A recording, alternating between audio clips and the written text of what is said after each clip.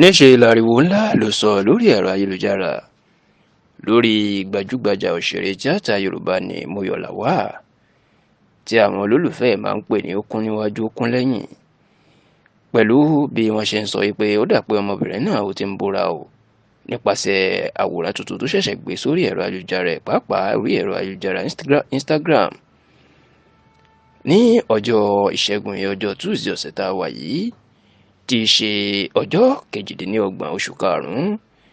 Moyo Lawal ló ní kóun kí àwọn olólùfẹ́ òun sórí ẹ̀rọ ayélujára tó lọ gbé àwòrán ẹ̀ tuntun tó ṣẹ̀ṣẹ̀ yà tó lọ gbé síbẹ̀, kódà tó ń bá àwọn olólùfẹ́ ẹ̀ ṣàwàdà wípé kí wọ́n jọ̀wọ́ kí wọ́n sọ irú báàgì tó yẹ kóun lò sí inú báàgì tó gbé sórí ẹ̀rọ ayélujára pé èwo ni kóun lò èwo ni kóun rà, ṣùgbọ́n tó jẹ́ pé àwọn èèyàn ò tiẹ̀ rí gbogbo ohun tó ń sọ yìí. Àwòrán bí Moyo Lawal ṣe rí ni wọ́n máa ń sọ̀rọ̀ lé lórí tí wọ́n ń fà bí ẹni fa ìgbà ọtí láàrin ara wọn. Níṣe ni wọ́n ní Moyo Lawal ti wá pupa kọjá sísọ o, ṣé tẹ́lẹ̀ ìgbàgbọ́ òpèèyàn ni pé èèyàn pupa ni, ṣùgbọ́n bó ṣe wá rí ó ti wá funfun gidigidi, èyí tó jẹ́ káwọn olólùfẹ́ máa sọ pé ó ti lọ ń lo ọṣẹ tàbí ìpara ìbora o, tí wọ́n sì ní tí ò bá fi tó bí ọdún 10 sí 20 ọdún lásìkò tí ó ti máa di àgbà, wọn ní kò ní ṣe é rí mọ́, kódà àwọn kan sọ pé ó ṣeé ṣe kí ara ẹ̀ máa rùn.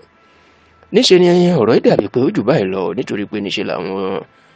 olólùfẹ́ Moyo Lawal àtàwọn tí ó ń ṣe olólùfẹ́ lórí ẹ̀rọ ayélujára ni wọ́n wá bẹ̀rẹ̀ sí ní sọ̀rọ̀ burúkú sí i lábẹ́ fọ́tò tó gbé sórí ẹ̀rọ ayélujára, tí wọ́n sì ń fa ọ̀rọ̀ náà mọ́ra wọn lọ́wọ́ gidigidi.